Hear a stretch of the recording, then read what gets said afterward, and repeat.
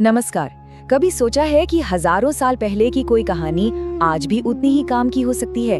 आज हम एक ऐसी ही बड़ी दिलचस्प कहानी के अंदर छुपे मनाने के कुछ राज जानने वाले हैं। ये एक ऐसी चुनौती है ना, जो हम सबके सामने कभी ना कभी आती ही है। जब कोई बात सुनने को ही तैयार ना हो, मतलब पूरी तरह से दरवाजा बंद कर दे, तो फिर क्या किया जाए? चलिए इसका जवाब ढूंढते हैं एक बहुत ही पुरानी लेकिन कमाल की कहानी में। तो कहानी की शुरुआत होती है भगवान बुद्ध और उनके भिक्षुओं के बीच।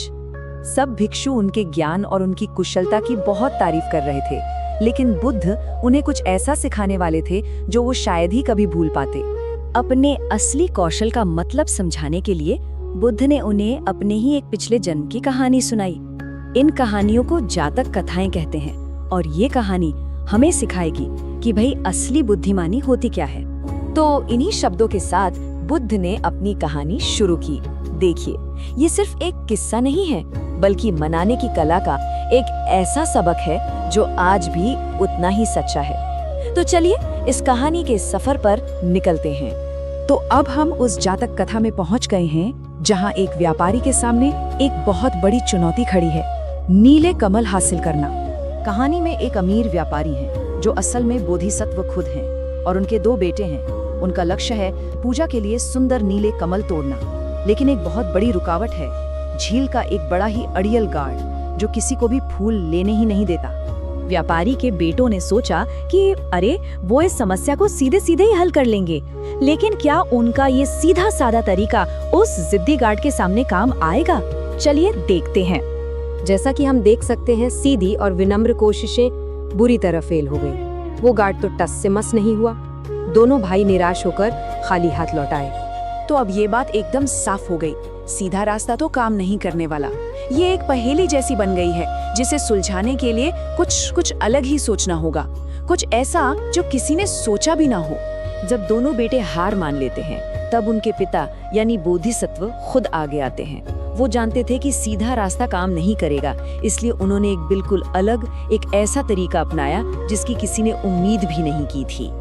हाँ, यही तो असली सवाल है। जब विनम्रता और सीधे अनुरोध सब फेल हो गए, तो पिता ने आखिर ऐसा क्या किया जो उनके बेटे नहीं कर सके?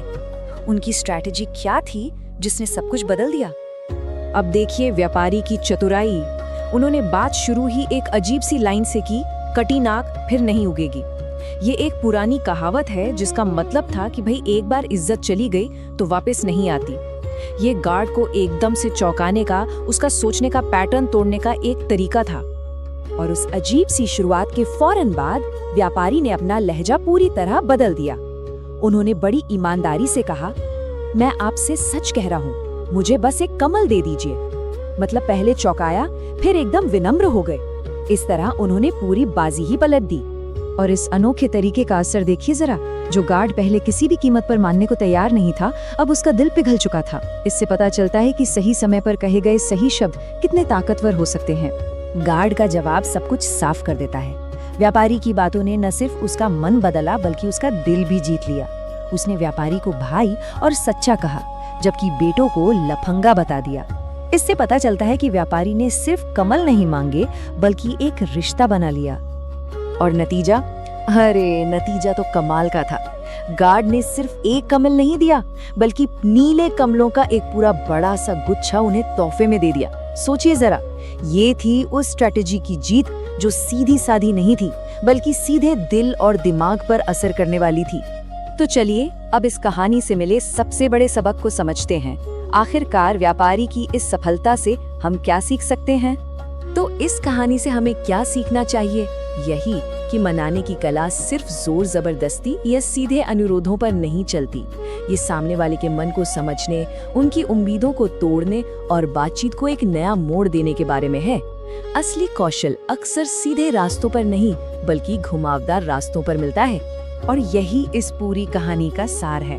बुद्ध हमें यही सिखाना चाहते थे कि असली कुशलता ताकत में नहीं, बल्कि सामने वाले के दिल और दिमाग को समझने की बुद्धिमानी में है। ये कहानी हमें सोचने पर मजबूर करती है। अपने जीवन की उन मुश्किलों के बारे में सोचिए जहां सीधे रास्ते काम नहीं कर रहे हैं। शायद एक अलग, थोड़ी हटकर सोची गई रणनीति ही उस बंद दरवाजे को खोल सकती है। कभी-कभी सबसे बड़ी समस्याओं का हल सबसे अप्रत्याशित तरीकों में छिपा होता है।